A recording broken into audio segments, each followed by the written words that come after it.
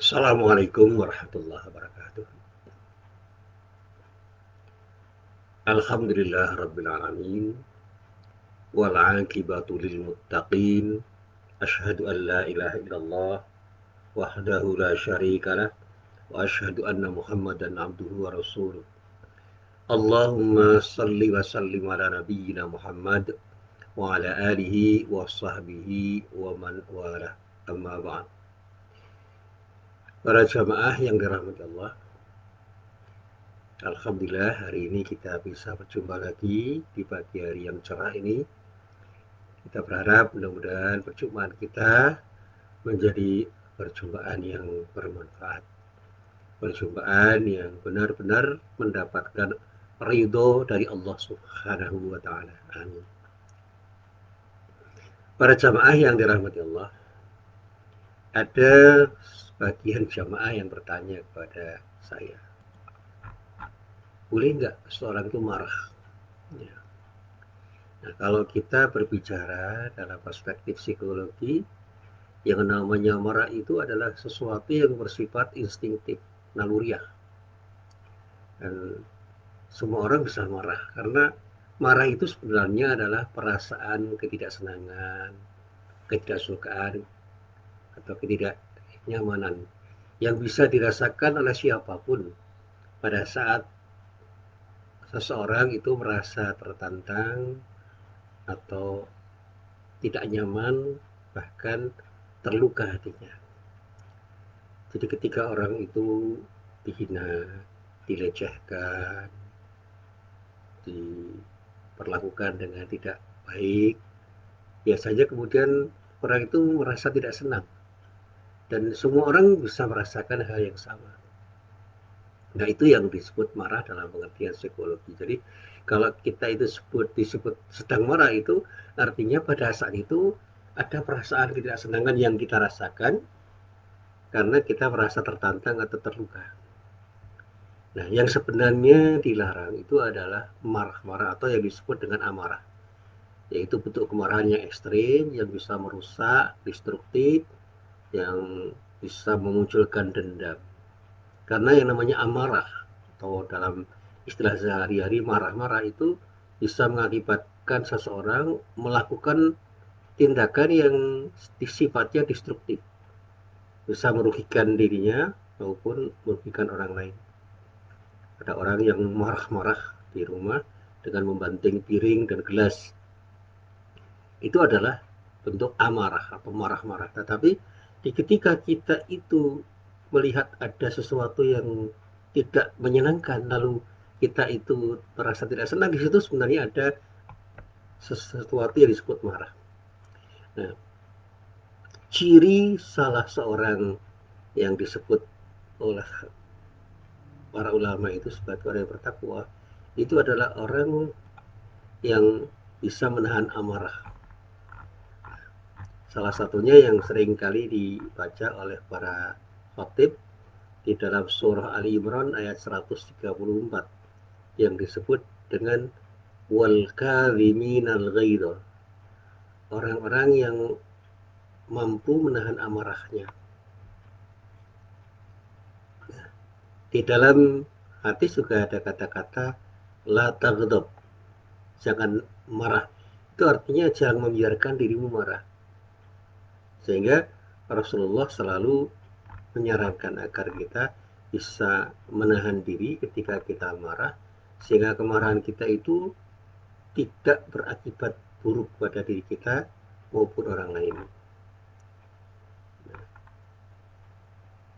Disinilah kemudian Rasulullah pernah menyatakan dalam sebuah riwayat yang dinyatakan oleh Anas bin Malik radhiyallahu an, sebagaimana yang dikutip oleh Abu Ya'la di dalam kitab Musnad Abu Ya'la juz 7 halaman 302, hadisnya hadis nomor 4338. Di dalam satu kesempatan Rasulullah mengatakan, man kaffa ghadabahu kaffallahu anhu adabahu. Siapapun yang bisa atau mampu menahan amarahnya, maka Allah pun akan menahan siksanya. Artinya apa? Ketika orang itu dalam keadaan marah, ada perasaan tidak senang, tidak nyaman, tidak tentram karena melihat sesuatu atau merespon sesuatu yang tidak menyenangkan, orang itu harus bisa menahan amarah karena pada saat itu dia tidak boleh melakukan tindakan apapun yang bisa bersifat destruktif, bisa bersifat dosa atau berakibat tidak baik. Sehingga karena kemampuan untuk menahan amarahnya, dalam keadaan marah pun orang itu bisa mengendalikan diri dengan baik sehingga apapun yang dikatakan dan dilakukannya tetap berdampak baik pada dirinya dan orang lain. Sehingga adab Allah itu bisa terhindar dari orang yang marah karena kemampuan orang itu untuk mengelola amarahnya. Nah, di dalam kaitannya dengan persoalan ini memang kita bisa melihat dalam kehidupan sehari-hari. Saya itu punya seorang teman yang seringkali justru dia akan semakin produktif ketika berada dalam keadaan marah misalnya. Meskipun produktivitas dia itu tidak selalu diawali dengan marah. Jadi satu saat dia itu marah melihat keadaan. Lalu karena dia itu seorang seniman, dia melukis dengan kemarahan yang dia miliki itu terekspresi dalam sebuah lukisannya. Dan disitulah ada semangat nahi mungkarnya yang terlukis dalam lukisan yang dia goreskan di kertas yang kemudian bisa kemudian dilanjutkan ya, di dalam alat-alat yang lebih bisa punya nilai jual. Demikian juga ada seorang penulis itu yang dalam keadaan mana dia bisa menulis dan mengalir tulisannya itu menjadi tulisan yang sangat bagus karena apa? Dia melihat sesuatu yang ada di sampingnya, di depannya, di belakangnya yang tidak membuat dia nyaman. Dia tersinggung dengan sesuatu yang terkait dengan apa yang menjadi keinginannya atau cita-citanya. Dia marah. Lalu dia menulis, termasuk kritik sosial yang dilakukan atau dinyanyikan oleh para penyanyi dengan gubahannya, dengan karya lagunya, itu seringkali muncul karena orang itu sedang marah dengan keadaan yang ada di sekitarnya. Bahkan di dalam sebuah pidato yang disampaikan oleh seorang ahli pidato, seorang orator. Seorang orator itu dalam keadaan marah, dia mengalirkan gagasan-gagasannya itu untuk memberikan kritik kepada semua orang yang ada di depannya, tetapi dengan tetap berkata santun, mengatakan sesuatu dengan sangat santun, sehingga kemarahannya itu tetap dianggap sebagai sesuatu yang bersifat produktif karena apa? Kemarahannya itu dianggap sebagai sebuah kritik terhadap orang yang diajak berbicara dan orang yang diajak berbicara pun tergerak untuk berpikir dan merenungkan apa yang dikatakannya dan bahkan bisa melakukan perubahan-perubahan yang mengarah pada sesuatu yang positif.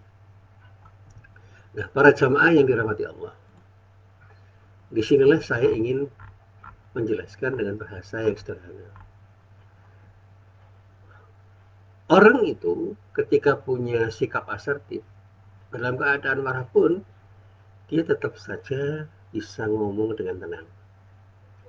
Alih-alih memperlihatkan kemarahan, orang dengan tipe seperti ini, dia cenderung bisa menghindar dari konfrontasi dan menahan diri untuk mengeluarkan kata-kata yang kasar.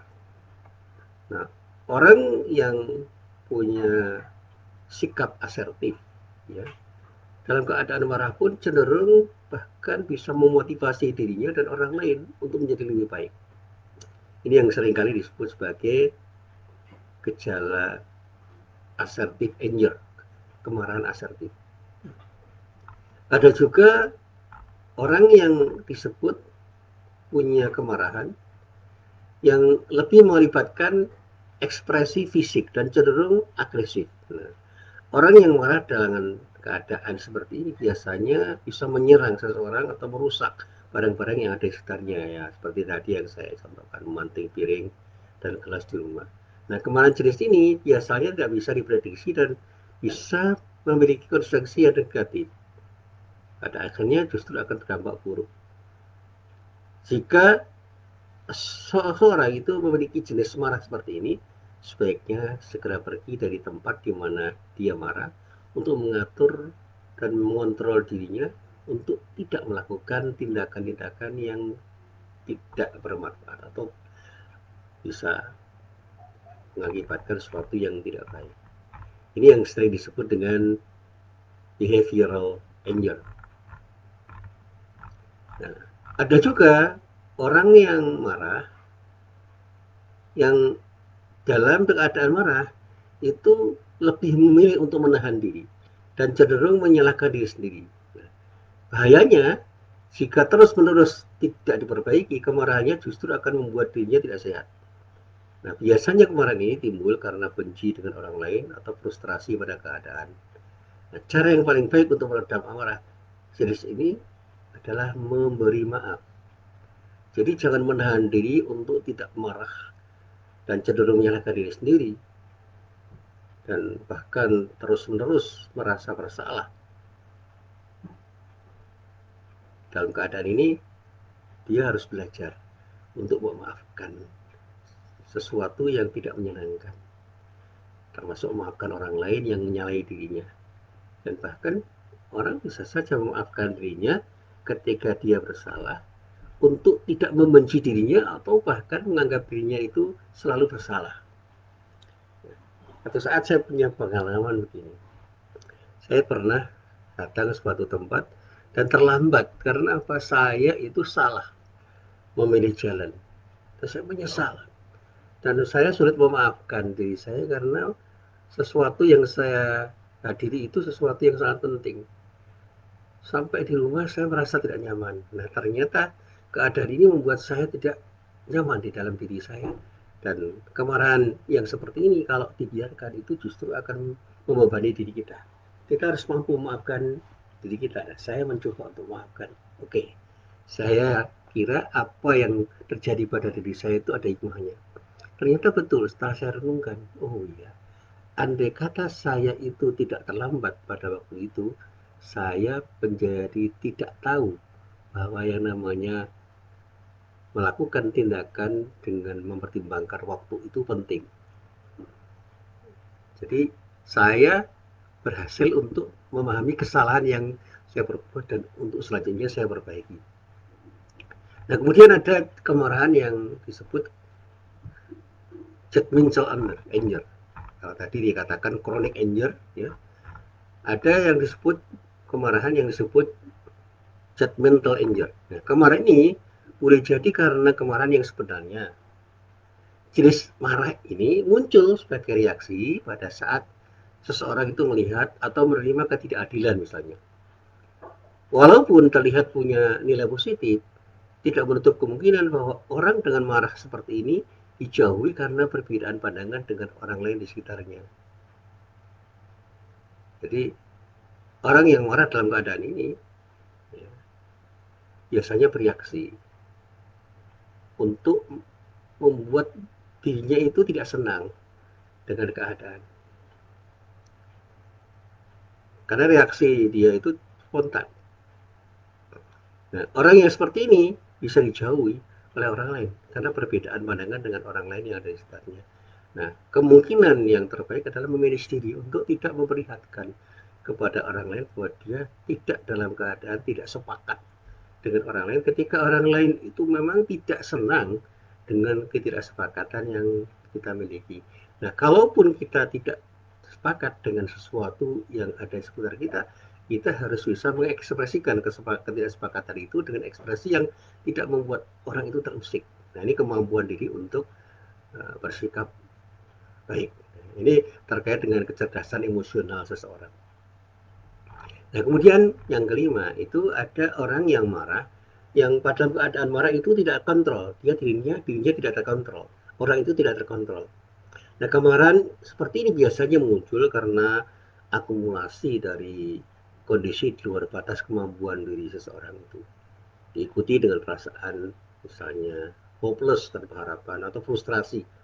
Nah, hal ini biasanya muncul karena terlalu banyak tanggung jawab yang dipikul atau karena ketidakmampuan untuk melawan stres yang terus-menerus berkepanjangan.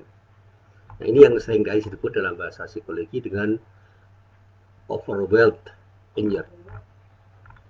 Nah, kemudian yang keenam, ada jenis marah yang biasanya itu tidak menyerang seseorang secara langsung. Nah, biasanya orang yang marah dalam keadaan ini lebih memilih untuk bersikap sinis atau menyalahkan kejadian. Nah, perilaku ini biasanya membuat ambigu dan membingungkan orang lain. Nah, belajar tentang komunikasi yang asertif menjadi salah satu cara untuk mengelola kemarahan ini. Jadi, orang jangan menjadi orang yang terjebak pada passive aggressive anger. Memang kita tidak boleh menyerang orang, dan tetapi kemudian dikatakan dalam bahasa psikologi, tidak menyerang orang itu kemudian jangan kemudian justru menyerang diri sendiri, bahkan menyalahkan diri sendiri. Dan pada saatnya orang lain pun kadang-kadang bingung melihat sikap kita. Nah, perilaku-perilaku yang kita munculkan itu harusnya menjadi perilaku yang betul-betul bisa difahami oleh orang, yaitu membangun komunikasi yang asertif untuk tetap bisa diterima orang lain dan sekaligus tidak membebani diri kita sendiri. Nah, kalaulah kemarahan ini untuk tidak menyerang orang lain, tapi jangan menyerang diri sendiri. Kemudian ada kemarahan jenis ketujuh, yaitu yang disebut dengan retaliatory injury. Jadi kalau dalam bahasa psikologi ada yang namanya retaliatory injury, yaitu kemarahan yang biasanya direspon dengan rasa tidak senang, kemudian ada keinginan untuk balas dendam atau ada keinginan untuk membalas. Biasanya orang yang memiliki tipe kemarahan ini sudah mempersiapkan diri dan punya tujuan tertentu, dan tidak jarang pembalasannya dilakukan dengan misalnya intimidasi yang cenderung menyulut tensi menjadi lebih tinggi. Nah, kalau orang yang terjebak dalam kemarahan seperti ini bisa jadi menjadi fatal kalau tidak mampu meredam. Saya pernah melihat film Shaolin. Ada seseorang yang dendam karena keluarganya itu disakiti oleh orang lain, dan kemudian dia berjanji untuk membalas dendam, sehingga pada saatnya dia belajar pada seorang biksu yang punya perguruan Shaolin untuk belajar kungfu. Kalau di sini silat. Nah, pada saat dia belajar kungfu itu sekaligus dia diberi nasihat oleh biksunya itu dengan nasihat yang menenteramkan. Anda boleh menjadi hebat, tetapi jangan sampai Anda menjadi orang hebat dan kemudian kehebatan Anda itu Anda gunakan untuk menzalimi orang lain, mencederai orang lain, menyakiti orang lain. Jadilah orang yang selalu menjadi hebat untuk dirinya dan bisa menjadi hebat untuk diri orang lain. Artinya apa? Orang itu ketika menjadi kuat, kekuatannya harus digunakan untuk sesuatu yang positif untuk dirinya dan orang lain.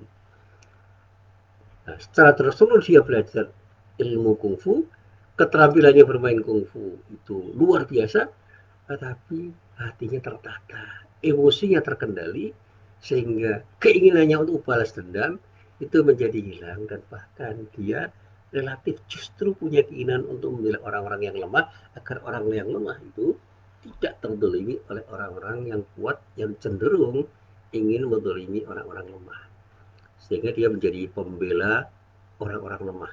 Ini luar biasa. Sehingga dalam pertarungan-pertarungan yang dia lakukan itu dia tidak pernah agresif untuk menyerang. Dia melakukan pembelaan dan melindungi orang-orang lemah, dan bahkan melatih orang-orang yang lemah dengan latihan kungfu yang luar biasa, sehingga pada saatnya justru dia punya perguruan kungfu yang luar biasa karena diisi oleh orang-orang yang dulu pernah ini dan dididik untuk menjadi pemain kungfu yang hebat sekaligus punya akhlak yang terpuji, dan perguruannya itu menjadi perguruan yang betul-betul dihormati oleh orang lain, bukan karena perguruannya itu selalu menyerang orang lain, tetapi perguruannya itu justru mendidik orang di samping terampil bermain kungfu juga memiliki akhlakul karimah. Nah, ini yang luar biasa.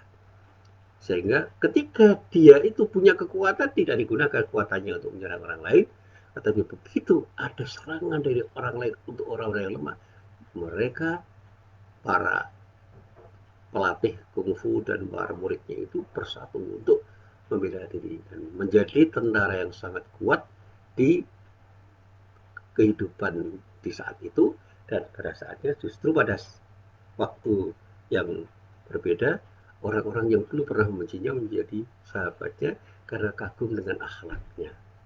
Sehingga musuhnya pun kemudian berjatuhan bukan karena dikalahkan secara fisik, tapi dikalahkan karena tampilan akhlakul karimah yang dia miliki dan sekaligus tampilan bermain kungfu yang luar biasa. Nah, kemudian ada kemarahan yang nomor 8 yang disebut dengan self-abusive anger. Nah, kemarahan jenis ini muncul karena orang itu misalnya merasa putus asa, merasa tidak berharga, tidak bernilai atau tidak mendapatkan tempat di masyarakat, tidak dihargai atau tidak dihormati oleh orang lain. Sehingga dia merasa terus disakiti dan bahkan merasa dipermalukan atau malu di hadapan orang lain karena apa? Karena tidak merasa dihormati dan dihargai orang. Dia marah. Nah, orang yang dalam keadaan malu itu biasanya kalau tidak terkendali dia akan melakukan tindakan-tindakan yang tidak terkontrol. Nah, orang dengan kemarahan jenis ini biasanya tidak bisa mengekspresikan dan cenderung menyalurkan kemarahannya dengan berbicara yang tidak baik atau berbicara dengan arah pembicara yang tidak baik untuk diri sendiri dan bukan tidak jarang menyakiti diri sendiri. Bisa melakukan tindakan yang justru akan berakibat pada sesuatu yang tidak baik untuk dirinya sendiri. Dia menyalahkan diri sendiri karena dia merasa putus asa. Asa menjadi orang yang tidak berharga, menjadi orang yang lemah, merasa tidak punya nilai di hadapan orang lain. Dia marah dan kemudian dengan kemarahan yang ada diekspresikan dengan cara-cara yang justru berakibat buruk pada dirinya dengan kata-kata dan tindakan yang tidak jarang itu menyakiti diri sendiri. Nah, kemudian ada kemarahan jenis ke-9 yang disebut dengan verbal anger. Nah, di dalam keadaan seperti ini walaupun tidak terlihat menakutkan, kemarahan jenis ini berpotensi menyerang lawan atau berbicara yang arahnya itu menyerang orang lain. Secara psikologis itu membebani orang lain. Biasanya kemarahan ini diikuti dengan ekspresi misalnya berteriak, mengancam, menyindir-nyindir sehingga kalaupun dia mengkritik orang cenderung menyalahkan. Kita bisa memberi tempat contoh atau mengambil contoh misalnya kemarin ada diskusi seorang intelektual dengan seorang profesor yang karena profesornya terpancing untuk marah dengan intelektual itu, kemudian dia mengatakan sesuatu yang seharusnya tidak dia katakan.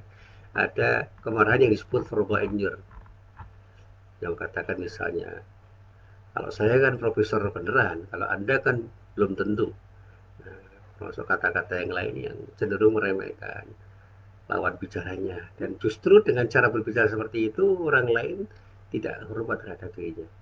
Nah, kalau seseorang itu memiliki kemarahan jenis ini, sebaiknya dia selalu belajar untuk menahan diri, untuk tidak ngomong yang tidak baik, untuk tidak berteriak, untuk tidak menyerang orang lain, dan mencoba untuk mengeluarkan argumen-argumen dengan lebih tertata dan tetap tenang, sehingga ketika dia itu berdebat misalnya, tidak terkesan dia menyerang lawannya dengan menyerang pribadinya, tetapi melawan dengan argumen-argumen yang lebih tertata, dan pada saatnya orang itu akan menghormati dirinya karena dia akan bisa diterima argumennya oleh orang lain dan orang yang diajak berdebat.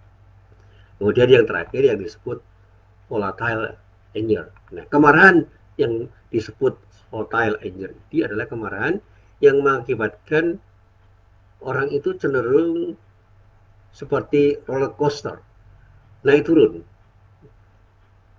Nah, seseorang itu bisa marah cepat sekali, tetapi seketika kemudian langsung tenang. Marahnya spontan, tapi sekaligus cepat reda. Nah, jenis marah seperti ini sebenarnya dijauhi oleh orang lain karena mereka cenderung takut untuk berinteraksi dengan orang yang punya jenis kemarahan seperti ini. Nah, untuk itu, kalau kita itu punya jenis kemarahan seperti ini, cepat marah dan cepat reda, perlu belajar untuk mengontrol diri agar tidak tereskalasi kemarahan kita dengan tindakan-tindakan yang spontan yang bisa jadi berakibat buruk pada diri kita dan orang lain. Nah, para jamaah yang dirahmati Allah, sekali lagi kalau kita itu sedang marah, Ya kita harus tahu siapa diri kita, siapa orang lain. Bagaimana kita memahami lingkungan kita. Dan bagaimana kemudian kita mengontrol diri untuk tidak melakukan tindakan baik itu ucapan atau tindakan apapun yang pada saatnya justru akan berdampak buruk pada diri kita dan orang lain. Berusaha untuk tetap tenang, untuk tetap merasa nyaman. Utarakan sesuatu yang dalam keadaan marah itu tetap dengan tenang sehingga apapun yang kita ucapkan dan kita ekspresikan itu terasa nyaman ketika dilihat oleh orang lain. Hindarilah untuk berkata-kata yang tidak baik. Amarah itu tetap harus Anda kendalikan. Hindari untuk melakukan tindakan dan ucapan-ucapan yang pada saatnya justru akan membuat diri kita itu menjadi orang yang tidak dihormati orang lain. Belajarlah untuk juga memaafkan orang lain sehingga di dalam keadaan apapun kita tidak pernah akan punya sikap dendam terhadap orang lain, bahkan tidak punya kebencian terhadap orang lain. Dan selalu saya katakan ya, Rasulullah itu ketika menasihati para sahabatnya, dia cukup mengatakan la taghdab dan diulang-ulang ya. Dan itu kalau diterjemahkan ya sederhana, jangan marah, jangan marah. Itu artinya apa? Kendalikan diri Anda ketika dalam keadaan marah. Sebab ketika Anda mampu mengendalikan diri dalam keadaan marah, insya Allah kemarahan apapun yang ada dalam diri Anda selalu akan berakibat baik untuk diri Anda. Dalam terapi yang disampaikan atau diusulkan oleh para ulama yang seringkali juga disebut dengan terapi nabawi, ada satu tip antara lain yang disampaikan oleh Imam Ghazali. Ketika Anda itu sedang dalam keadaan marah, segera membaca ta'awud atau isti'adzah. A'udzubillahi minasyaitonirrajim. Insya Allah dengan itu kita akan bisa menenangkan diri karena apa? Kita akan terlindung dari godaan setan. Kalau kita masih dalam keadaan tidak tenang, segera ambil air wudhu. Insya Allah air wudhu itu akan bisa menyejukkan diri kita. Kalau kita itu sudah berwudu, cobalah berlatih untuk menahan diri dengan diam. Ya, kalau Anda ingin berkata-kata, cobalah. Apa yang Anda katakan itu kira-kira baik nggak? Baik kata-katanya atau dampaknya baik atau tidak? Kalau kira-kira kita tidak bisa berkata baik, lebih baik diam. Bahkan dalam keadaan marah, kita bisa mengubah posisi diri kita. Kalau kita dalam keadaan berdiri, ayo kita duduk. Kalau dalam keadaan duduk, kita berbaring. Tetapi kalau kita itu masih dalam keadaan marah dan sulit mengendalikan diri, mari kita lakukan sholat 2 rakaat setelah kita berwudu. Insya Allah dengan sholat luapan amarah yang sedang terjadi pada diri kita akan bisa berada, dan insya Allah dengan demikian kita akan selalu terlindung dari godaan setan untuk melakukan tindakan dan ucapan-ucapan yang kita ucapkan pun akan terkendali menjadi ucapan-ucapan yang serba positif. Inilah pelajaran yang seringkali disampaikan oleh guru saya dan saya renungkan, yang insya Allah kalau kita amalkan di dalam kehidupan kita sehari-hari, dampaknya akan luar biasa pada diri kita dan insya Allah juga bagi orang lain. Dan selalu saya sampaikan dalam beberapa kuliah saya dengan judul manajemen emosi. Bagaimana kita memanage kemarahan kita sehingga kita menjadi orang yang bisa mengendalikan amarah dan betul-betul menjadi orang yang selalu bersikap baik dalam keadaan apapun, termasuk dalam keadaan marah pun kita tetap menjadi orang yang memberi manfaat untuk diri kita dan orang lain yang berinteraksi dengan diri kita. Inilah apa yang bisa saya sampaikan, mudah-mudahan bermanfaat. Billahi taufiq wal hidayah. Wassalamualaikum warahmatullahi wabarakatuh.